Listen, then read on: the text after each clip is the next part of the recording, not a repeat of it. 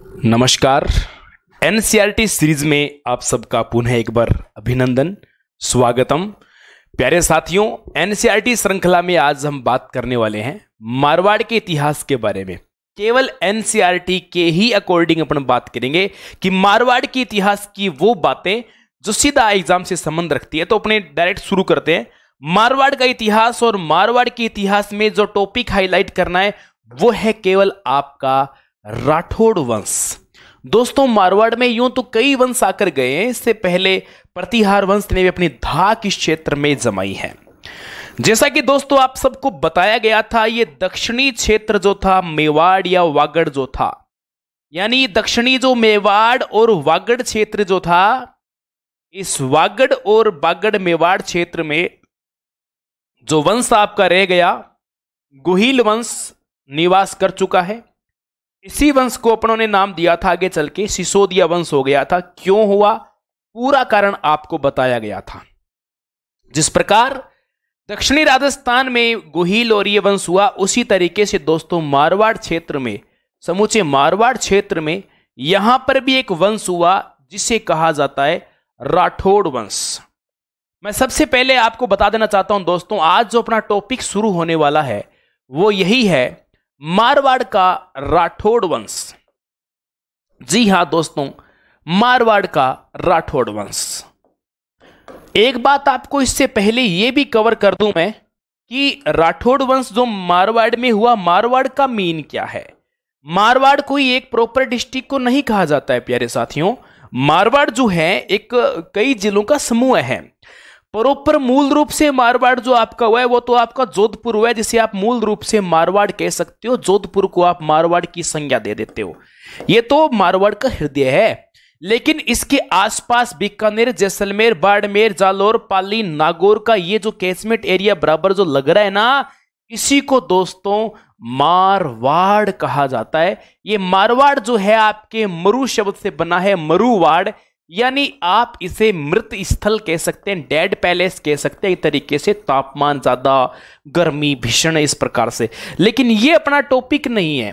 Topic ये है कि इस मारवाड़ क्षेत्र में जो वंश हुआ, तो वो कौन सा हुआ जो आज पढ़ने वाले हैं, वो आपका राठौड़ वंश हुआ। दोस्तों, राठौड़ वंश की उत्पत्ति को लेकर अलग अलग विद्वानों की अलग अलग टिप्पणियां हैं। कुछ लोग क्या ही कहते हैं, कुछ क्या ही कहते हैं।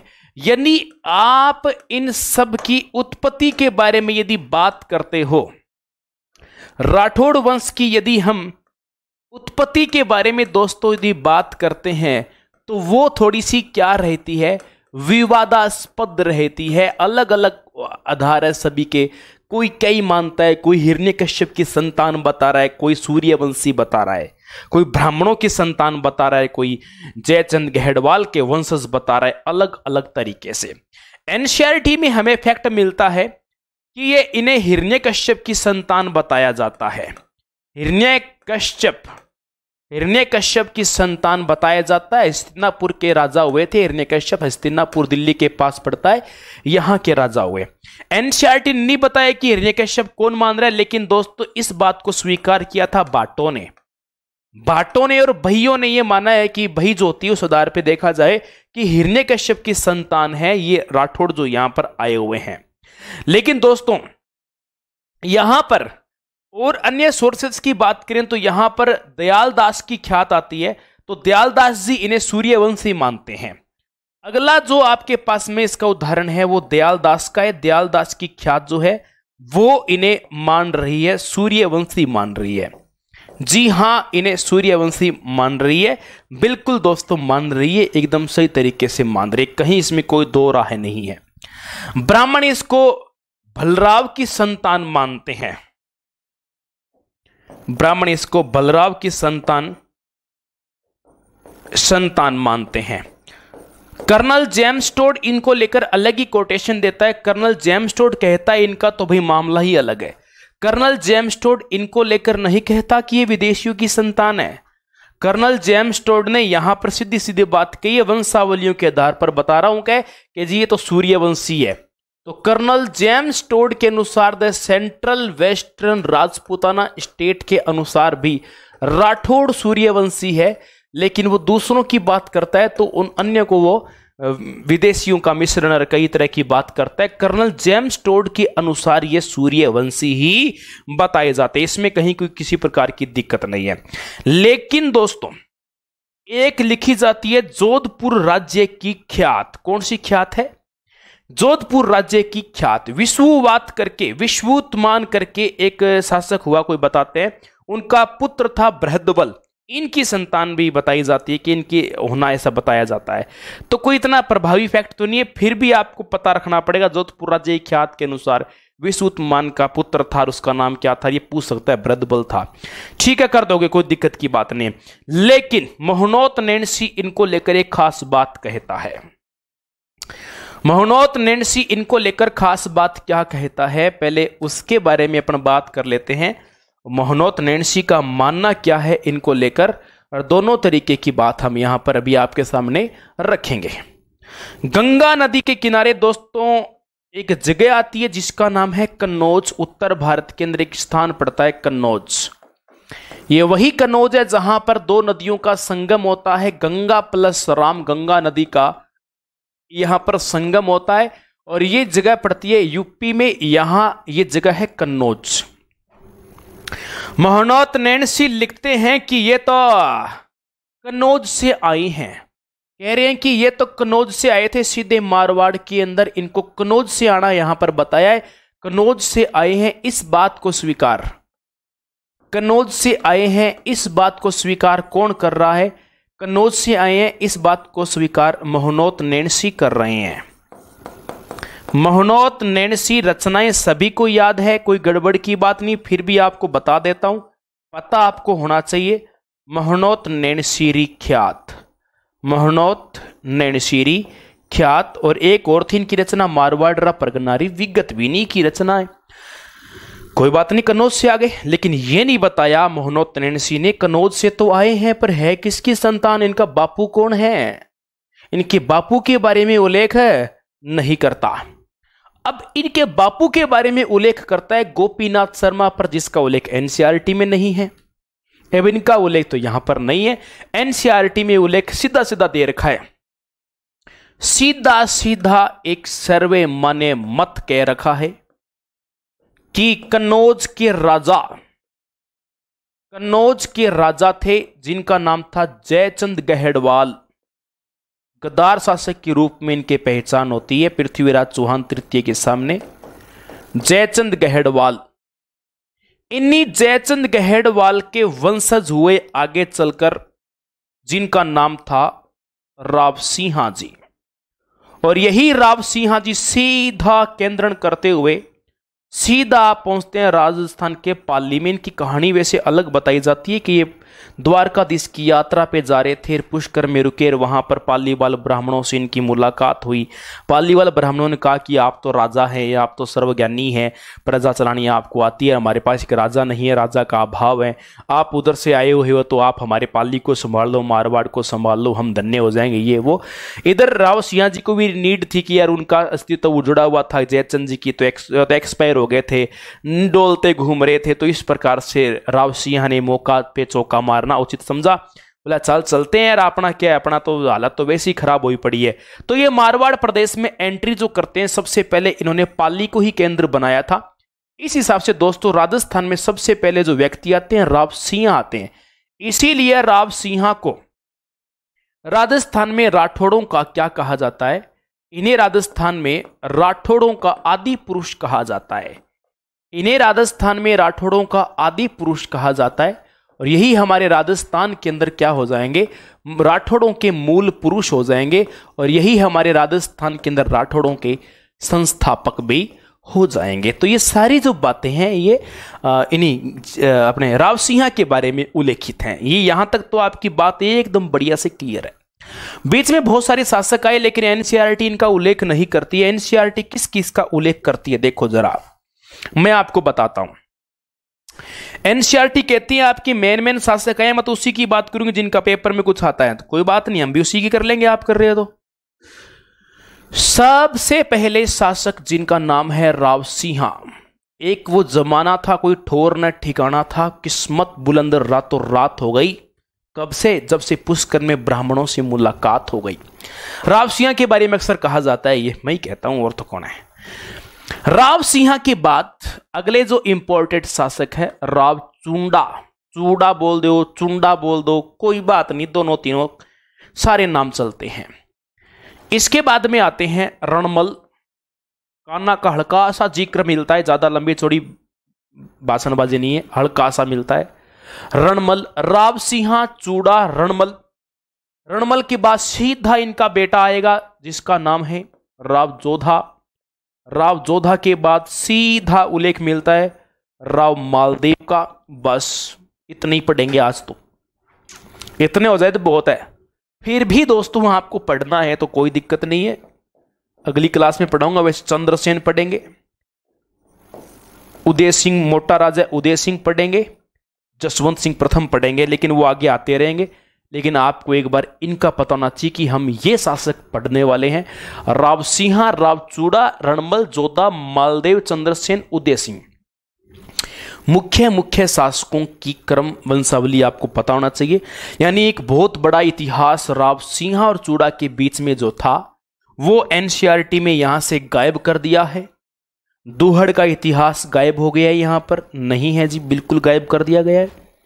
आस्थान जी का था, बिल्कुल गायब कर दिया है। वीरम देव का गायब कर दिया है, मल्लीनाथ का गायब कर दिया, पाबूजी पूबूजी सब यहां से गायब कर दिए। यानी बीच की हिस्ट्री में आते हैं, पाबूजी है, मल्लीनाथ जी हैं, सारे बीच में यहां से गायब कर दिए। सीधा जिक्र किया जाता है राव चूड़ा का। राव चूड़ा ने क्या किया वही जो हम अब करवाएंगे। फिलहाल तो राव चूड़ा हमारे हाथ में है, हम राव चूड़ा से कुछ भी करवा सकते हैं। देखिए, जोधपुर तो तब तक स्थापित नहीं हुआ था, उस टाइम एक जगह थी मंडोर। प्राचीन समय में मंडोर को मांडव्यपुर के नाम से जाना जाता था। इसी मंडोर को बनाता है राजधानी कौन? राव चूड़ा या चूंडा, एक ही बात है। कुंवर चूंडा भी हुआ है लेकिन वो मेवाड़ में हुआ है। राव चूड़ा ने सबसे पहले बना दी भाई राजधानी। ये राजधानी सबसे पहले किसको चुनता है? मंडोर को राजधानी बना दी। अन्य सोर्स तो कहता है कि इसे मंडोर दहेज में मिला था, प्रतिहार राजकुमारी के साथ शादी की थी। लेकिन अब एनसीईआरटी कह रही है कि इसने मंडोर को प्राप्त किया है साहस और कूटनीति के साथ, यानी आपके जोश से और इसने अपनी दिमाग की कूटनीति के साथ इसने मंडोर को प्राप्त किया, ये एनसीईआरटी कह रही है। जबकि अन्य सोर्स कह रहे हैं कि इसने प्रतिहार राजकुमारी के साथ शादी की थी और उसको मंडोर दहेज के अंदर मिला था और इसी को इन्होंने अपनी राजधानी बना दी। पाली के बाद अगली जो राजधानी बनी थी वो मंडोर बनी थी प्यारे दोस्तों। और इस प्रकार से अब बहुत सारे क्षेत्र पड़ते हैं मंडोर के पास, जैसे डीडवाना सुना है, फलोदी, खाटू, एक खाटू छोटी खाटू खाटू श्याम जी है, एक खाटू अलग आया, परबतसर, मेड़ता, ये सारे कस्बे जो थे मंडोर के अधिकरण में कर लिए। पोकरण, इधर पोकरण ऊपर रह गया, कोई बात नहीं, मैं इधर लिख देता हूं पोकरण। ये मोटे मोटे क्षेत्र जो थे दोस्तों, सिवाना भी कर लिया था, सिवाना भी अपने अधीन इस प्रकार से कर लिया था। यानी इन्होंने अपना दम दिखा दिया कि साहब मेरे पास में बहुत दम है और मैं बड़ों की बैंड बजा सकता हूं। कुछ हाँ, एनसीईआरटी तो एक बात और कहती है, इनके अलावा कहते हैं अजमेर तो था जो था ही, इसके अलावा अजमेर भी इन्होंने अपना कर लिया था और यहां तक कि सांबर तक के क्षेत्र में अपना अधिकार कर लिया था। ये बड़े बड़े सारे प्रदेश इन्होंने अपना कब्जे में ले लिया। अब हुआ क्या, एक जगह पड़ती है बीकानेर में जिसका नाम है पुंगल, और इस पुंगल के अंदर रहा करते थे बाटी। कौन? बाटी शासकों का राज था पुंगल के अंदर। ये वही पुंगल है जो बीका जी का आगे चलते टाइम में ससुराल होगा। पुंगल के भाटियों ने मौका देकर चौका लगा दिया। 1423 ईस्वी के अंदर राव चूड़ा को मार दिया, राम चूड़ा को मार दिया। चूड़ा जी की कहानी खत्म। वैसे तो बहुत सारी बातें मिलती है लेकिन इतनी उल्लेख मिला है, इनकी औलादों के बारे में नहीं बताया है। रणमल, कान्हा, हंसाबाई, पूरा उल्लेख जो है वो नहीं किया, हल्का फुल्का किया गया। इनकी एक फेवरेट पत्नी थी, एक तो किशोरी देवी थी, वो सबसे फेवरेट थी, उसका जिक्र नहीं है एनसीईआरटी में। लेकिन एक थी चांद कुंवरी के नाम से। अब कुंवरी तो नहीं है, चांद देवी लगाना चाहिए, कुंवरी तो कुंवारी होती है तब होता है। लेकिन कई महिलाएं अपना नाम चेंज नहीं करती है, बोले आप कुंवरी, हाँ कुंवरी रहेंगी, 2 टापरों की मां बन जाओ बोले फिर भी। अब चांद कुंवरी जो है ना, इन्होंने जोधपुर में चांद बावड़ी का निर्माण करवाया। जोधपुर में चांद बावड़ी का निर्माण करवाया था। जोधपुर में चांद बावड़ी का निर्माण करवा दिया। ये किसने करवाया है? जो सिया ने नहीं करवाया, इसने नहीं करवाया, चूड़ा ने, चूड़ा की लुगाई ने करवाया, चांद कुंवरी ने करवाया है। चूड़ा जी खत्म, इतना ही था चूड़ा जी के बारे में, इतना ही उल्लेख। चूड़ा के बाद सीधा जो रणमल पे, बस बीच का छोड़ो, सीधा आना है। एनसीईआरटी सीधी सीधी बात करती है, ज्यादा घुमा फिरा के बात नहीं करती है, सीधी सीधी बात करती है, एकदम बिल्कुल सीधी। चलो क्या कह रहा है देखो जरा।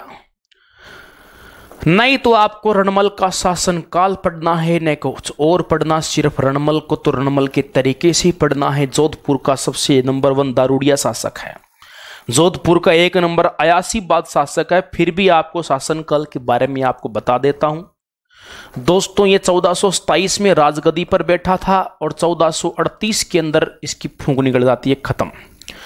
हुआ क्या? अब बोलोगे सर 23 के अंदर तो आपने चूड़ा को मार दिया, बीच में 4 साल का गैप कहां चला गया? देखो जी, कुंवर चूड़ा के राव चूड़ा के 3 संतानें थी। सबसे बड़ा रणमल था, दूसरा कान्हा था, तीसरी एक पुत्री थी हंसाबाई। एनसीईआरटी कहानी नहीं, शॉर्ट में पूरी कर रहा हूं, 30 सेकंड के अंदर देखो जरा क्या हुआ। चूड़ा की पत्नियां थी, एक तो प्रतिहार पत्नी, एक चांद कुंवरी, एक किशोरी देवी। किशोरी देवी सबसे फेवरेट थी, उसी किशोरी देवी से कान्हा। कैसे किशोरी देवी, कैसे कान्हा? किशोरी देवी से कान्हा हुआ। किशोरी देवी ने रात को एक दिन अपने पति को कहा, चूड़ा जी को, बोले चूड़ा जी, बोले हाँ मैं तुम्हारे लिए सब कुछ छोड़ के आई हूं। बोले आइए, तो आप मेरे लिए क्या कर सकते हो? बोले करवानी क्या चाहती है तो बता, सीधी सीधी बात। बोले मेरे वाले बेटे को राजा बना दो। बना देंगे। राजा जी आ गए। राजा जी उस टाइम होश, पता नहीं होश में थी नहीं थे। बोले बना देंगे। मोटा तो रणमल था, रणमल का अधिकार था। कान्हा को जैसी राजा बनाया, वो 4 साल रहा। उसके बाद में भाई उसकी नीति खराब थी, उसको बाटियों ने मार दिया, कोई बोलता है करनी माता ने मार दिया, पर एनसीईआरटी में उल्लेख नहीं है। अब रणमल उस टाइम भाग्या मेवाड़, पिताजी से नाराज हो गया, बोले यार कोई मतलब की बात थोड़ी है। यानी अपने छोटे भाई कान्हा को राजा बनाने के कारण नाराज हो गए, मेवाड़ चला गया। छोटा भाई था ना, तो छोटे भाई का भाई हक होता है, हिसाब से होता है। छोटे भाई, मम्मी पापा एक थे, मम्मी अलग अलग थी, क्योंकि 3 लुगाइयां ले रखी है, तीनों के तीनों एक संतान। छोटे भाई कान्हा के शासक बनाने पर, छोटे भाई कान्हा के शासक बनने पर नाराज हो गया, और नाराज होकर सीधा चला गया मेवाड़।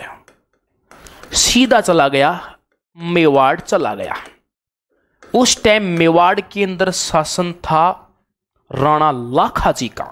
बुढ़े डोकरे आदमी हैं, मस्ती से जी रहे हैं, और इन्होंने अपनी लाखा के पास जाके, अब ऐसे तो इंप्रेशन जमेगा नहीं, इन्होंने एक प्रभाव जमाया। राणा लाखा जो बुढ़े डोकरी शासक है, उनको जाके अपनी बहन को सेट करके बोला, बहन मेरी तरफ देखो। राणा लाखा के पास जाकर अपनी बहन हंसाबाई का रिश्ता तय कर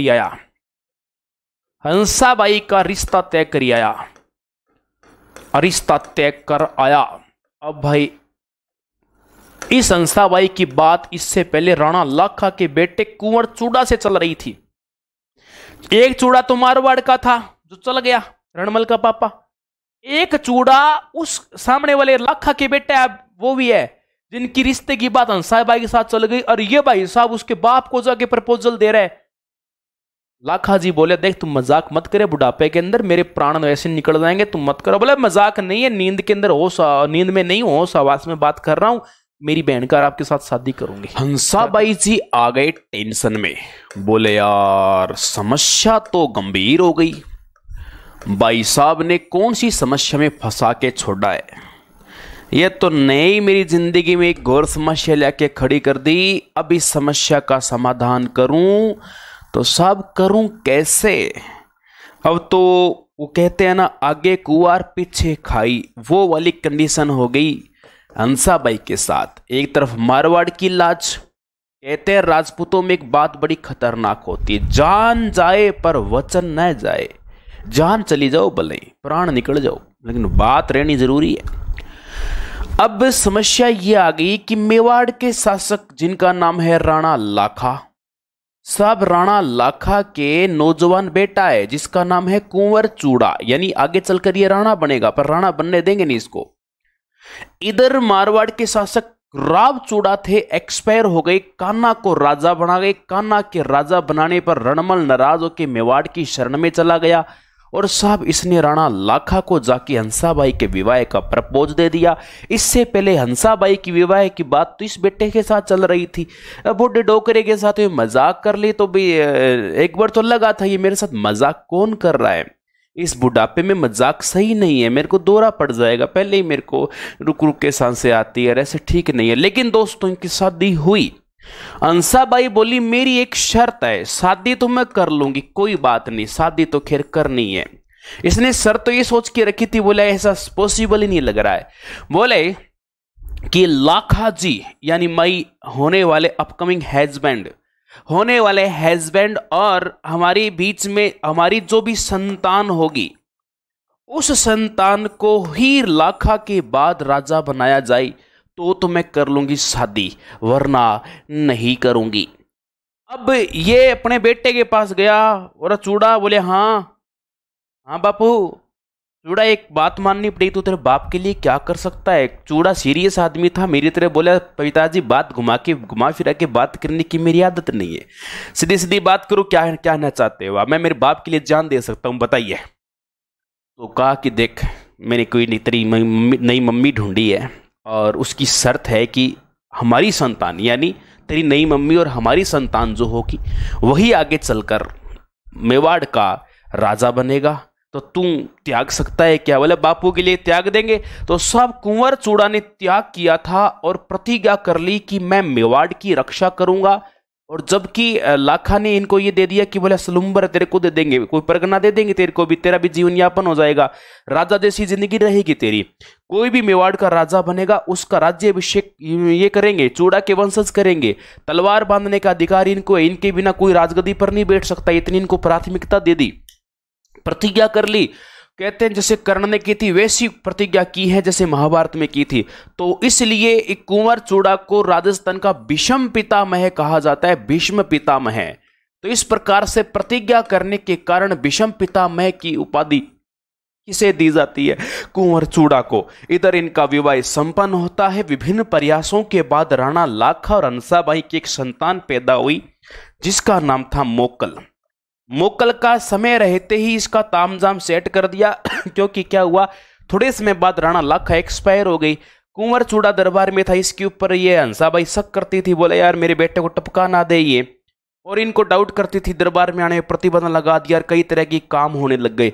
अब क्या हुआ, हंसाबाई ने अपने भाई साहब को, इधर कान्हा एक्सपायर हो गया तो रणमल की मौज बन गई, मेवाड़ भी इसके आधा हाथ में आधा मारवाड़ हाथ में। अब हंसाबाई का जो भाई था जिसका नाम था रणमल के पास मेवाड़ भी हाथ में। इस आदमी ने मेवाड़ की शक्तियों का दुरुपयोग किया। मेवाड़ की शक्तियों का दुरुपयोग क्या किया, सुंदर सुंदर रानियों को, ये मेवाड़ की रानियों को मारवाड़ भेज रहा था। एक दो सरदारों ने विरोध किया, बोले ओ बावड़े आदमी क्या कर रहा है तू, ये तेरे को शर्म नहीं आती है, तो इसने मरवा दिया।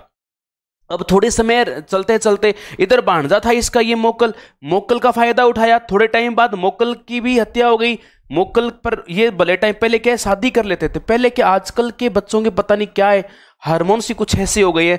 पहले वाले बच्चों के 8-10 साल में हार्मोन्स पूरे एक्टिव हो जाते थे, 10 साल की उम्र में शादी होती थी, 11वें साल बच्चा हो जाता था। तो इस प्रकार मोकल की भी यही कुंभा पैदा हो गया, कम उम्र में शादी कर दी, सबके यही होता था पहले। तो इनकी संतान जो हुई, इनका पुत्र हुआ, उनका नाम कुंभा था।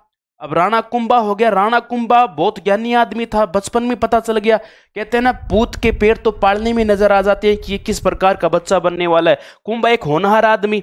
अब ये रणमल तो ये दरुड़ी आदमी था, ये तो बस शाम शाम हुई जैसे सूर्य अस्त रणमल मस्त, ये वाली बात थी, पगुआ खोल लेता था ये तो।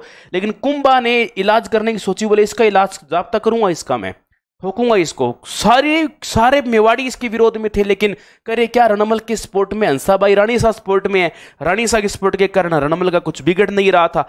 तब दोस्तों ये रणमल बार बार एक महिला को प्रपोज करता था जिसका नाम था बारमली। बारमली ने एक महिला थी और वो प्रपोजल इसने एक्सेप्ट किया, साफ साफ मना कर दिया, आई डोंट लाइक यू, हाँ मैं तेरे को पसंद नहीं करती हूँ, I don't like your proposal. अच्छा, इस बात का पता कुंभा को चल गया, अन्य सरदारों को चल गया, बोला यार बारमली को तो मोहरा बना लेते हैं बीच में। बारमली और कुंभा के बीच में कनेक्टिविटी बढ़िया थी, ये एक तरीके से अपनी माँ की समान मानता था। जाके कहा, देख माता, आज मेवाड़ की लाज तेरे हाथ में है, तू मेवाड़ की लाज बचाएगी। बोले मैं कैसे बचाऊं कि मेवाड़ की लाज। बोला ये रणमल जो इसको भगाना है यहाँ से। बोले भगा, मैं तो इसको पसंद नहीं करती, बेवड़ा कहीं का ये दारूड़िया। बोले देख यही तो बात है ना, मेवाड़ की इज्जत आज तेरे हाथ में है, हे माता बचा कैसे न कैसे करके। बोले मैं कैसे बचाऊं। बोले हम एक नाइट प्रोग्राम, मतलब एक प्रोग्राम रखते हैं, नाइट कल्चर कोई प्रोग्राम करेंगे, रात्रि जलसा, यानी आजकल तो पार्टी होती है, कोई मौका होता है किट्टी पार्टी, बर्थडे पार्टी, आजकल पहले रात्रि जलसा बोलते थे। तो 1438 का टाइम है, 1438 के टाइम में रात्रि जलसे का किया जाता है कार्यक्रम, यानी नाइट पार्टी, रात्रि जलसा। अब राजपूत आदमी है साहब, दारू तो पीसी, दारू तो पिएंगे, हर दारू का कमाल इतना है कि गड्ढे के गड्ढे चले गए, आपको पता हो तो। रात्रि जलसे के दौरान रणमल आ गया। अब सारी कहानी से अटकी हुई थी रणमल की पूरी। बारमली को बुलाया, बारमली जी आओ, बनवा दो बढ़िया सा एक पटियाला पैक, और पैक में मिला दो जहर, और जैसे ही बारमली देगी रणमल को, रणमल के निकल जाएंगे प्राण। और यही हुआ, बारमली के हाथों दोस्तों विष दिलवा दिया, जहर दिलवा दिया, रणमल के निकल गए प्राण, इसकी तो फूंक निकल गई। उस दौरान इनका पुत्र, रणमल का जो पुत्र था, इनका नाम था जोधा। जोधा भी यही चित्तौड़ में, मेवाड़ में घूम रहा था। अब नगाड़ा बजाने वाला एक आदमी था, सारों को पता था प्लानिंग किसका टपकाने वाले हैं, नगाड़ा वादक यानी नगाड़ा बजाने वाला। इसने जोर से आवाज लगाई, अरे जोधा भाग सके तो भाग ले, थारो बाप रणमलियो तो मारियो गयो। एक संदेश दिया, बोले भाग ले। ये नेगेटिव काम करता था, रणमल के बेटे जोधा खारा पी रहा था, मस्त आदमी, इसको टेंशन नहीं थी, बढ़िया चेप रहा था, बोले बढ़िया पार्टी चल रही है। इधर से अचानक पता चला कि रणमल को टपका दिया गया, तो जोधा कहते यहां से भागे भागे और भागे भागे सीधे। अब भाई ऐसा कहा जाता है, एनसीईआरटी कह रही है कि जोधा भागता भागता जंगलों में चला गया, ये तो शॉर्ट में बात कर रहा है, लेकिन सच्चाई ये है कि जैसे ही दोस्तों यहां पर ये कार्यक्रम वारिंग को मारा ना, तो जोधा भागा भागा, सबसे पहले कहते हैं मारवाड़ी गया था। जोधपुर तो उस टाइम था नहीं, स्थापना नहीं हुई अब तक। जोधपुर गया तो, लेकिन सामने से जो कुंवर चूड़ा था ना, उसने प्रतिज्ञा की थी कि मैं मेवाड़ की राजगद्दी पर नहीं बैठूंगा, लेकिन और कहीं तो बैठ सकता हूं। मेवाड़ की तो प्रतिज्ञा ली है, मारवाड़ पे तो बैठ सकता हूं ना। तो कुंवर चूड़ा पहले ही पहुंच गया अक्का सिसोदिया को लेकर, वहां जाके अधिकार कर लिया। तो साहब इसको मारवाड़ में भी जगह नहीं मिली। जोधा भटकता भटकता एक गांव के अंदर गया जिसका नाम था काउनी गांव। काउनी गांव बीकानेर में पड़ता है, और बीकानेर के काउनी गांव में गया, और काउनी गांव में कहते हैं कि वहां भटकता घूम रहा था, तब करनी माता से मुलाकात हुई। करनी माता ने मोटिवेट किया, देख भाई उल्टे काम करेगा तेरे पिता की तरह, तेरे चाचा कान्ना की तरह, तो तेरा कुछ होगा नहीं, ढंगे काम करेगा तो तेरा सारा कुछ ही हो जाएगा, सारा कुछ ही बढ़िया हो जाएगा, ये मैं प्रोमिस करती हूँ। करनी माता ने बढ़िया इसको वचन दिया। अब देवी देवताओं की कृपा हो जाती है। राव जोधा का देखो अब सेटलमेंट क्या होगा। राव जोधा भटकते भटकते भटकते भटकते करनी माता के आशीर्वाद से दोस्तों सब राव जोधा का सही हो पाता है। लेकिन राव जोधा का शासनकाल तो यही बोला जाएगा, लेकिन प्रॉपर शासन तो इसका 1453 में आएगा। यानी 53 के अंदर ये एक तरीके से देखा जाए तो मंडोर जीतने में सफल होता है। लेकिन टाइम की बात करें 1438 से ही माना जाएगा, क्योंकि भटक रहा है वो, स्ट्रगल लाइफ है, कोई दिक्कत नहीं है। तो ये 1489 के अंदर आपको यहां 1489 करना होगा। राव जोधा अब इसके साथ में होता क्या है, राव जोधा जैसे ही दोस्तों आता है मारवाड़ में इसका अधिकरण होने लगता है, तो राव जोधा ने सबसे पहले 1453 में इन्होंने सबसे पहले मंडोर को स्थापित किया एक तरीके से, यानी मंडोर पर अपना अधिकार किया। स्थापना तो पहले ही हो रखी है, लेकिन वापस यहां पर पुनः अधिकार करता है मंडोर पे। अब तक मारवाड़ में इन राठौड़ों का सबसे बड़ा यदि कोई केंद्र है तो वो साहब मंडोर ही है। मंडोर से अलावा कुछ नहीं था उस टाइम, यही था। पिताजी की हत्या हो गई, सारा कुछ हो गया, लेकिन बार बार डर था कि यार सामने टक्कर का आदमी कुंभा है। डर लग रहा था, बार बार डर लग रहा था, क्या करूं, सुलह करूं तो कैसे करूं, क्या करूं, समझ में नहीं आ रहा है। अब देखो थोड़ी सी ने बात को समझना, जो विद्यार्थी ओल्ड है जिन्हें पढ़ रखा है उनको दिक्कत नहीं आएगी, लेकिन जो फर्स्ट टाइम पढ़ रहा है थोड़ी सी बात को समझने की कोशिश करना। देखो जरा, रावजोधा कहां पर आ गया? मारवाड़ में। रावजोधा कहां का है? मारवाड़ का। एक तरफ आप देख रहे हैं मेवाड़, मेवाड़ में शक्ति नहीं है दोस्तों, महाशक्ति भी मेवाड़ में विराजमान रही है और उसका नाम है कुंभा। मारवाड़ में जिसका नाम है यह भी कोई कम नहीं है, देवी देवताओं का पूरा आशीर्वाद है, रावजोधा जी यहां पर तैयार है। लेकिन साहब देखो आप कितनी गजब की बात है, कुंभा की दादी कौन है अभी आपको पता है क्या? जिनका नाम है हंसाबाई। ये हंसाबाई अभी जिंदा है, रणमल की बहन, मोकल की मम्मा, अभी हंसाबाई जिंदा है, कुंभा की दादी है। अब रावजोधा सोच रहा है यार कुंभा ने यदि पंगा लिया तो नुकसान पक्का है। इस बात का कुंभा को भी पता है कि साहब कमजोर नहीं है, अभी दमदार आदमी रहा है, ये पंगा लेगा तो मेवाड़ का भी नुकसान हो जाएगा। अब हंसाबाई कुंभा की दादी है और इस जोधा की बुआ लगती है, तो हंसाबाई ने दोनों के बीच में मेवाड़ मारवाड़ का सीमा विभाजन करवा दिया। बोले यार तुम लड़ो मत, अपना एरिया जो बांट लो। तो दोनों ने क्या काम किया, एक जगह पड़ती है यहां सोजत करके एक जगह है, सोजत नामक जगह पर 1453 की समथिंग की बात है दोस्तों, ये सीमा विवाद था।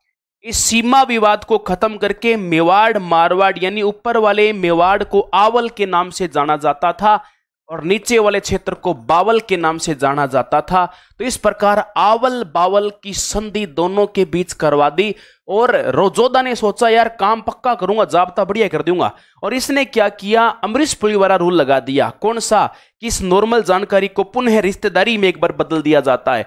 तो इसी दौरान रावजोधा ने क्या किया, इनकी बेटी थी जिसका नाम था श्रृंगार कुंवरी, इनकी बेटी जिसका नाम क्या था, श्रृंगार कुंवरी, इन्होंने श्रृंगार कुंवरी का विवाह तय किया नहीं है, तय कर दिया है कुंभा के। अरे ये बहुत जल्दी मतलब प्रोग्रेस बड़ी खतरनाक करते थे, पहली बुकिंग करवा दी। इनका बेटा था रायमल, कुंभा का बेटा रायमल, रायमल के साथ में क्या कर दिया जाता है, श्रृंगार कुंवरी का विवाह तय करके और वापस इस रिश्तेदारी को अच्छे से जोड़ लेते हैं और वापस एक बार मेवाड़ मारवाड़ के जो रिलेशन है एकदम बेहतरीन हो जाते हैं। रिलेशन बढ़िया, टेंशन खत्म हो गई, मारवाड़ मेवाड़ पे आक्रमण नहीं करेगा, मेवाड़ मारवाड़ पे छोटे मोटा आएगा, दोनों मिलकर रगड़ देंगे। दोनों का बड़ा खतरनाक वाला राज, यानी मेवाड़ और मारवाड़ पे राजस्थान में अधिकार हो गया ना इतना बड़े एरिया में, तो समझ लो राजस्थान की सत्ता इन दो पे चलती है। आगे क्या होगा, अब देखो आगे रावजोधा रिलैक्स हो गया, तो रिलैक्स होने के बाद में साहब दिमाग बड़ा अच्छे से काम करता है। कभी आप देखना, जैसे मान लो आप बहुत टेंशन में, बहुत ज्यादा प्रॉब्लम में चल रहे हो, तो आपका दिमाग सही से काम नहीं करेगा, आपकी टेंशन खत्म होगी आधे से ज्यादा, आपकी बॉडी एकदम रिलैक्स हो गई और आपका दिमाग चिंतन मुक्त हो गया। आप अभी नौकरी की टेंशन ले रहे हो, जैसे नौकरी लग जाओगे आपकी आधी टेंशन खत्म है। आप थर्ड ग्रेड भी लग गए ना एक बार, तो ये सोचोगे यार भाड़ में जाए दुनियादारी, अब मेरा नौकरी तो गई अलग, भूख तो मरने वाला हूं नहीं या हूं नहीं, जो भी है अब आप सोचोगे। लेकिन बाद में आपकी टेंशन खत्म हो जाती है। टेंशन खत्म होती, करनी माता के पास गया जोधा जी, बोले माता, बोले हाँ दुर्ग तर्क बना दो हमारे को भी, दुर्ग तर्क की नींव डालेंगे, कोई बढ़िया दुर्ग बनाए, मंडोर पुराने में क्या नया डालेंगे। तो बोले करनी माता प्रयास तो छोटे मोटे किए, दुर्ग की दी कभी डालता हूं दीवार गिर जाती है, क्या गिर जाती है। तो करनी माता ने कहा देख तेरे संकट तगड़े हैं, तेरे बाप दादाओं के संकट तगड़े किए हुए हैं, तो ये काम कर, तो दक्षिण दिशा में जा, जब तक तो किसी दुर्ग के अंदर किसी स्वैच्छिक व्यक्ति को, अपनी इच्छा से आने वाला व्यक्ति जब तक उस दुर्ग में समाधि नहीं लेगा, नींव के अंदर अपने आप की समाधि नहीं लेगा, तब तक तेरा दुर्ग नहीं बनने वाला, ये बात ध्यान रखना। बोले माता ऐसा आदमी कौन है जो दुर्ग की नींव में आगे बैठ जाए, कोई तो नहीं है। बोला मिलेगा, दक्षिण दिशा में जा, पाली साइड में तेरे को मिल जाएगा। और पहाड़ी बताता हूं, एक पहाड़ी, उसी को चुनना, ये है पहाड़ी वो, इस पहाड़ी को चुना। इस पहाड़ी का नाम है चिड़िया टूंक पहाड़ी। आप एक पहाड़ी देख रहे हैं प्यारे साथियों, इस पहाड़ी को बोलते हैं चिड़िया टूंक पहाड़ी, कूट मत कर देना, इसको चिड़िया टूंक बोला जाता है, याद रख लोगे ना, चिड़िया टूंक पहाड़ी।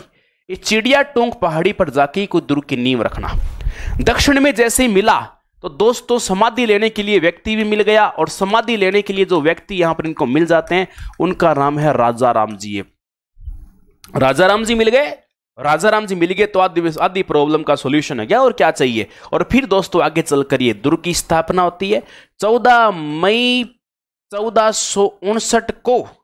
सही बोल रहा हूं क्या है, सही बोल रहा हूं, याद रखना है 14 मई या 12 मई, 12 मई है ना, फिर भी कोई दिक्कत है बता देना। 12 मई 1459 को एक नगर की स्थापना हो जाती है। आप सन याद रखना 1459, जस्ट 100 साल बाद 1559 में उदयपुर जोधपुर नगर की स्थापना हो गई। साथ के साथ एक दुर्ग की स्थापना हो गई, जिस दुर्ग को कहा जाता है मेहरानगढ़ दुर्ग। मेहरानगढ़ दुर्ग की स्थापना हो गई। इसके तलहटी में जो आप ये देख रहे हो ना, ये बहुत बाद में बनेंगे, इतना इतिहास तो एनसीईआरटी में बता ही नहीं दिखा है। इसको कहा जाता है जसवंत थड़ा, जो आप अभी देख रहे हैं। ये जसवंत थड़ा जो आप देख रहे हैं, इसका निर्माण सरदार सिंह ने अपने पिता जसवंत सिंह की याद में करवाया था। इसे राजस्थान का ताजमहल कहा जाता है। ताजमहल है ना, कोई महल नहीं है वैसे, ताजमहल शमशान घाट है, क्योंकि वो मुमताज की वहां वो बॉडी दफनाई गई थी। उसी तरीके से जसवंत सिंह की यहां पर बॉडी दफनाई गई थी। इसी तरीके से ये महल नहीं है, ये भी शमशान घाट है। तो शमशान घाट को शमशान घाट से कंपेरिजन कर लिया, राजस्थान के व्हाइट ताजमहल की तरह व्हाइट मार्बल से बना है, तो इसलिए इसको राजस्थान का ताजमहल बोलता है। वैसे बहुत सारी फिल्मों में इसका सीन लिया गया। एक फिल्म आई थी हम साथ साथ हैं, सलमान खान, सैफ अली खान, इस प्रकार से। तो उसमें एक गाना था, मारा हिवड़ा में नाचे मोर तक थैया थैया, है ना। तो वो जो था उसके सीन सारे यही सीन सारे कलेक्ट किए गए, यहीं पर शूटिंग हुई है। उसकी जोधपुर का प्रवेश द्वार सारा उसमें ये मेहरानगढ़ का दिखाया गया है। तो उसी दौरान वो सलमान खान ने यहाँ पर वो हिरण्या मार दिया था। और आज तक जोधपुर एक बार आया था, बार बार आ रहा है। जोधपुर का लगाव बहुत तगड़ा है। तो जसवंत थड़ा इसके तलहटी में है। तो दुर्ग का निर्माण हो गया। चूड़िया टूंक पहाड़ी है। जब राव जोधा राजगद्दी पर बैठा तो कई बार बहादुरी के किस्से अपने आप हो जाते हैं। राव जोधा के समकालीन की बात करें तो दिल्ली के उस टाइम कौन था, तो साहब दिल्ली में एक नकली सा आदमी था जिसका नाम था बहलोल लोधी। नाम ही बहलोल है तो फिर ये बहलोल ही है। बहलोल लोधी उस टाइम था। बहलोल लोधी से टक्कर लेकर आया, जोधा जीत गया। लोगों ने कहा वाह वाह वाह वाह, राजा हो तो ऐसा, चेप दिया, कांटा निकाल दिया लोधी का इसने। तो इस तरीके से दोस्तों इनके बारे में मिलता है। एक डॉक्टर गौरी शंकर ओझा जी, अपने सिरोही वाले इतिहासकार डॉक्टर गौरी शंकर ओझा यानी GH ओझा जिन्हें आप कह सकते हैं, तो GH ओझा जी हैं। तो ये कहते हैं कि जोधपुर का सबसे प्रतापी शासक जो है वो अपना राव जोधा जी है। अब तक का सबसे प्रतापी राव जोधा जी। इतनी बात एनसीईआरटी में दे रखी, इतनी याद कर लो। बाकी जब जोधा जी के ग्रंथ गाने लग गया तो दोस्तों 3 घंटे खत्म नहीं होते। जोधा जी की कहानियां बहुत सॉलिड है, जोधा जी की बहुत वृत्तांत है। विवाह को लेकर है, बीकानेर की अलग से स्थापना होना, बीका जी का वृत्तांत, 500 पुत्रों का उल्लेख, कैसे उस टाइम में मारवाड़ अपने आप में फैलता है। तो वो बहुत सारी बातें, लेकिन आपकी एनसीईआरटी में नहीं दी हुई। आगे देखो, जोधा के बाद में 2-3 शासक और आते हैं। सातल देव है, गंगा है, वो आते हैं, तो उनका ज्यादा जिक्र नहीं है। ये एनसीईआरटी मेन शासकों की बात करती है। सीधा सीधा आगे चलते हुए जो महान शासक आए उनका नाम है दोस्तों राव मालदेव। राव मालदेव, जैसा कि आपको पता है दोस्तों, 1532 के अंदर अपना ये 31 1531 के अंदर ये बढ़िया वाला अपना साम्राज्य स्थापित कर लेते हैं। लगभग 30 साल इनका बढ़िया वाला, यहाँ पर कितने साल हो गए, 30 ये कि हाँ 30 साल बढ़िया वाला इन्होंने शानदार शासन किया है। तो मालदेव जो है, इन्हें कई नामों से जाना जाता है। मालदेव, मालदारी आदमी से समझ लो। देखो, सबसे पहले राजा बनती ठप्पा लगा, डैड किलर, बाप को ठोक दिया, क्योंकि इनके पिताजी राव गंगा थे जो अफीम खाया करते थे। ये मना करता था, देख बापू मैं इतनी मेहनत करता हूँ यार, आप भी समझदार आदमी, क्यों मतलब इस तरह से आप खाते पीते रहते हो, ये मान जाओ, क्यों फालतू में सुबह पहले टल्ली हो जाते हो आप ऐसे अफीम वगैरह खा के। कई बार बापू को समझाने की कोशिश की, नहीं माना। कुछ लोग कहते हैं कि राव मालदेव जो है सुबह से अपने पिताजी के चरण स्पर्श किया करता था। एक दिन पिताजी ऊपर चौबारे में बैठे हुए थे, अफीम के नशे में थे। कहते हैं ये चरण स्पर्श करने गया, और शरण जो नशे में होते तो सुनाता भी था। तब कहते हैं कि वो हड़बड़ा गया, हड़बड़ाती के ऊपर से नीचे गिर गया गंगा। अब पास में खड़ा था गंगा मालदेव। लोगों को और मार दिया, अपने बाप को ठोक दिया, ऊपर से गिरा दिया। लोगों ने कलंक लगा दिया, मालदेव ने ठोके। इसने कहा मैंने नहीं मारा, अपने आप गिर गया डोकरा नीचे, मैं क्या करूं। लोगों ने कलंक ये लगाया, बाप को मारा, बोले हाँ मारा है मैंने, मेरी हिम्मत मारा है। बोले बाप कर्म का नहीं था, क्या करता, मार दिया। कलंक लग गया है, जेल लिया, कोई दिक्कत की बात नहीं है। तो राव मालदेव राजा बनने से पहले ही बहादुरी की परीक्षा दे चुका है। आपको पता है दोस्तों, एक युद्ध हुआ था खानवा का युद्ध राणा सांगा के टाइम में। उस टाइम इनके बाप राजा थे जिनका नाम था राव गांगा। युवा था, बहादुर था पूरा। भरतपुर के अंदर यहां एक युद्ध हुआ।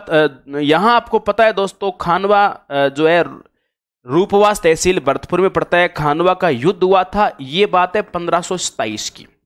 मेन लड़ने वाला आदमी एक तो राणा सांगा था। राणा सांगा ने सभी राजाओं को इनविटेशन दिया था, बोले राजपूत एक हो जाओ, अरे एक हो गए ठोको इस मुगल को, देखी जाएगी। और इधर यहां पर जो मुगल था वो बाबर था। बाबर और राणा सांगा के बीच में लड़ाई जब हुई थी, राणा सांगा ने सारों को इनविटेशन भेजा। पाती परवन प्रथा होती है जिसको बोलते हैं कि सब राजपूत एक हो जाते हैं। तो राणा सांगा की सहायता करने के लिए मारवाड़ से जो सेना आई थी वो राव गांगा ने भेजी थी। गांगा तो बुढ़ा था, तो गांगा ने अपने बेटे मालदेव को कहा, बेटा मालदेव जा, तू राणा सांगा को अच्छा आदमी है, सहायता करने जा। 4000 की सेना लेकर ये यहाँ खानवा युद्ध के अंदर आया था। 4000 की सेना लेकर खानवा युद्ध के अंदर मालदेव आया था, भाग लिया था। मारवाड़ का एक होनार शासक है। देखो, जब राणा सांगा घायल हुए थे ना, घायल अवस्था में मालदेव ने युद्ध भूमि से बाहर निकाला था। मतलब दमदार आदमी था, बचपन से ही होनहार आदमी था। अशमत वाला बादशाह कई नामों से जाना गया है। एनसीईआरटी ज्यादा जिक्र नहीं करती है इनको लेकर। अब समस्या क्या हुई दोस्तों, जैसे ही राव मालदेव राजा बनता, इसने सारों को ठोक दिया। जालोर वाले को ठोक दिया, सिवाना वाले को ठोक दिया, सिरोही वाले को ठोक दिया, मेड़ता वाले को ठोक, और नंबर लगा दिया एक पे एक। जैसे मतलब सनी देओल करता है ना फिल्मों में, वो जैसे आता है डिशों मार दूंगा, उड़ा दूंगा, इंडियन हूँ, ये हूँ, भारतीय हूँ, ये हूँ, वो करके वो उसी तरीके से मारवाड़ी और चेप दूंगा, ठोक दूंगा। अभी डर गए, भयंकर तहलका मचा दिया मारवाड़ में। एक बार सबको लग गया। अब एक समस्या और आ गई। खानवा युद्ध में राणा सांगा तो एक्सपायर हो गए। खानवा युद्ध के बाद में राणा सांगा एक्सपायर हुए, तो मेवाड़ की सत्ता फिर डगमगा गई। मेवाड़ में रानी कर्मावती के सानिध्य में राज चल रहा था। इधर मारवाड़ में हमारा कौन है? इधर दोस्तों मारवाड़ में हमारा मालदेव राज कर रहा है। मालदेव एक जरूरतमंद की सहायता करता था, बहुत बहादुर आदमी है। मेवाड़ के अंदर अभी रानी कर्मावती के सानिध्य में राण विक्रमादित्य राज कर रहा है। वही विक्रमादित्य जो मीराबाई का देवर था, जो मीराबाई को तंग किया करता था। वही मीराबाई जो मीरा जन्मी मेड़तर परनाईगढ़ चित्तौड़, उसी मीराबाई। विक्रमादित्य का बड़ा भाई राजा भोज था, जो सांगा के बेटे हैं सारे। ये विक्रमादित्य सांगा का ही बेटा है। रानी कर्मावती जो राखी रुकी बेचती है, वो कहानी सुनिए आपने, वो सांगा की लुगाई है वो। अब विक्रमादित्य जो था ना, इस कमजोर आदमी को देख के गुजरात का था बहादुर शाह। नाम बहादुर है, काम कायर वाला करता है। गुजरात का है बहादुर शाह। बहादुर शाह ने यहां पर दोस्तों, बहादुर शाह ने मौका देखकर कर दिया आक्रमण। जैसे आक्रमण किया, लोगों ने कहा यार बच्चा था और उस पर आक्रमण कर दिया। राव मालदेव ने ठोक दिया बहादुर शाह को, बकवास करता है साले, तेरे को शर्म नहीं आती है, तू बच्चों पे अटैक करता है, तेरे में दम है तो तू मारवाड़ से पंगा लेके दिखा, तेरी बहादुरी मैं निकालता हूं। बनता है बहादुर शाह, बकवास करता है। भगा दिया इसको यहां से। लड़ाई 1532 में दोस्तों, अड़ते बिड़ते ही डेमो दिखा दिया कि तू पंगे ले कहां रहा है, तू बच्चों पे अटैक करता है, तेरे को शर्म नहीं आती है यार, ये तो सहारा दे इनको, तू यार पंगे ले रहा है, तेरे को शर्म आनी चाहिए। अब साहब, जब एक राजा इस तरह से तहलके मचा रहे हो, सारे डर जाते हैं, बोले इसने सबको ठिकाने लगा दिए। इस बात की टेंशन हो गई अमरकोट के राजा को। बोलिया आज लगे चिक्का लगे, नंबर लग सकता है अपना कभी भी। सबका नंबर बारी बारी से आ रहा है। पाकिस्तान में एक जगह पड़ती है अमरकोट, पहले उमरकोट बोलते थे इसको। अमरकोट के राजा थे जिनका नाम था लूणकरण सिंह। एक लूणकरण सिंह हुए राठौड़ हुए, जो जिन्होंने लूणकरण सर बीकानेर बसाया। एक लूणकरण सिंह बाटी हुए।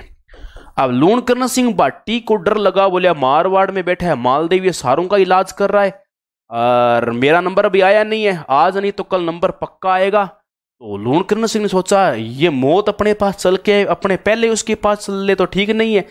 ये भी बहादुर आदमी सोचा है, ऐसे जाके थोड़ी जाके बोल दूंगा मैं आपके अधीन होना चाहता हूं। नहीं, उम्रदराज आदमी भी है। सोचा ही सांप भी मारूं लाठी बिना टूटे। इसने एक रास्ता निकाला। रास्ता यह है कि इसकी पुत्री थी, पुत्री का नाम है जी उमा दे।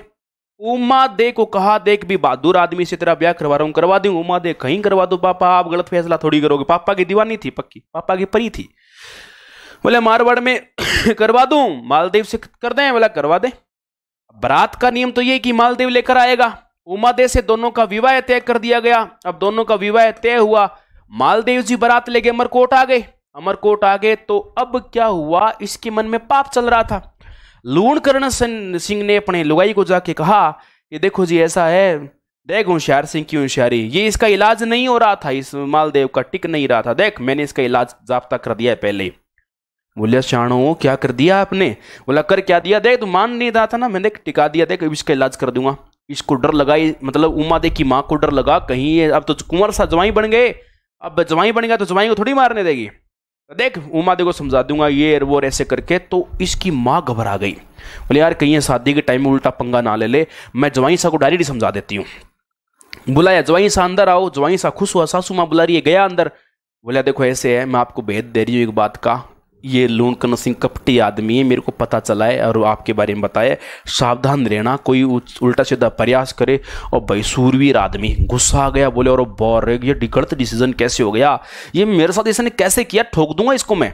गुस्सा, ये अब इसको तो पता नहीं, तो खुश हो रही है, हो हमारा पिया घर आया और राम जी, ये तो राजी हो रही है, खुश हो रही है। अब मालदेव जी के दिमाग में गुस्सा चल रहा है, मेरे साथ ये धोखा कैसे हुआ, ये मैं धोखे में कैसे फंस गया।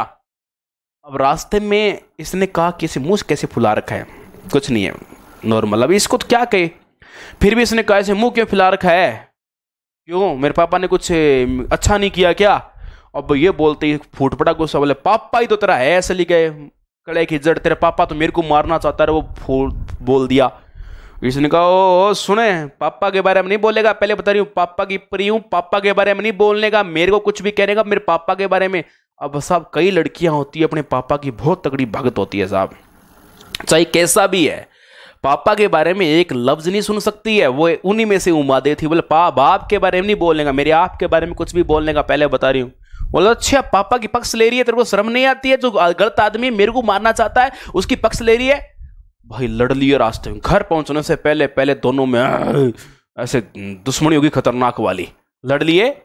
अब जाते जाते घर पे हालात बिगड़ लिए, रूठ गई। और भी बहुत सारे कारण मिलते हैं रूठने के, बहुत सारे कारण है। ये भाई साहब दारू दूरू पीने लगे, नशे करने लग गया, बोला यार धोखा हो गया, ये हो गया, ये भी जिद की पक्की। प्रयास इसने छोटा मोटा किया, भाई साहब थोड़े क्या नशे में थे, नशे में वो दासी का हाथ पकड़ लिया, तो इसे थोड़े से मालदेव जी नाराज होगी। हालांकि अलग अलग स्टोरी में अलग अलग स्रोत मिलते हैं, एनसीईआरटी इतना नहीं बताती है।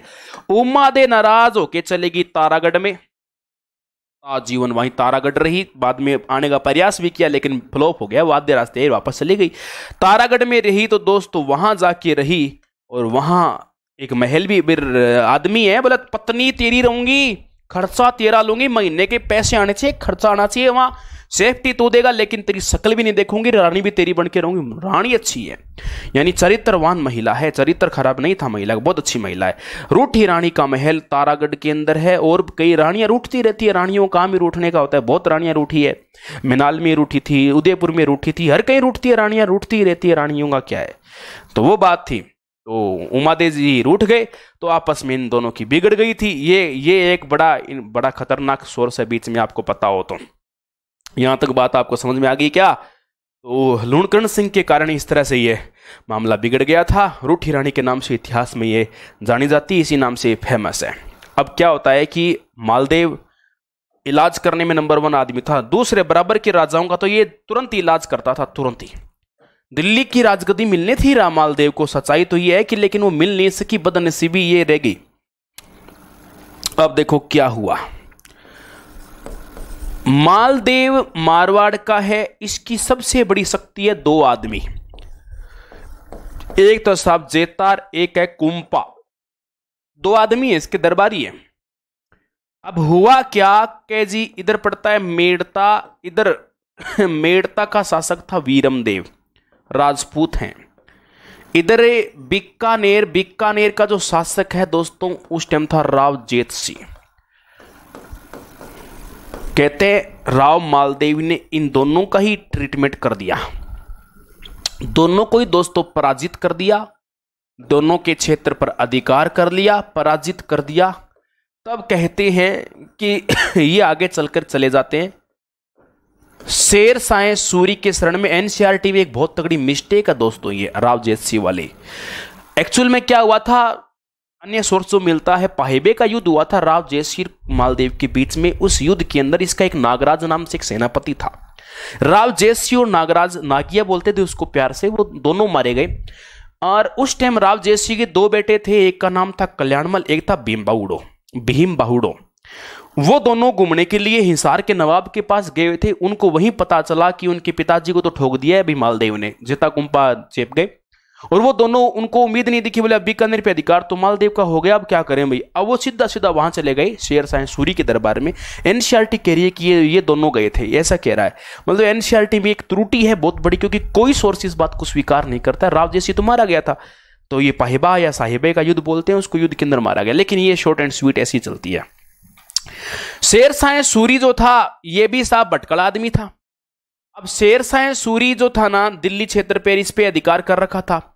इसने अधिकार किया था हुमायूं को पराजित करके। हुमायूं मुगलिया है, बाबर का बेटा है। हुमायूं अंधविश्वासी आदमी है। पुखराज पहनार, पन्ना पहनार, मोती पहनार, चांद पहनार, ये सारे पहन रहे हैं, अंगुलियां पूरी नगों से भरी पड़ी। अंधविश्वासी आदमी हर रोज नए दिन नए कपड़े पहनता था, नई नई ड्रेस पहनता था, ये हुमायूं था। अब साहब शेरशाह सूरी से पराजित होकर ये भटकता भटकता घूमता घूमता चला गया।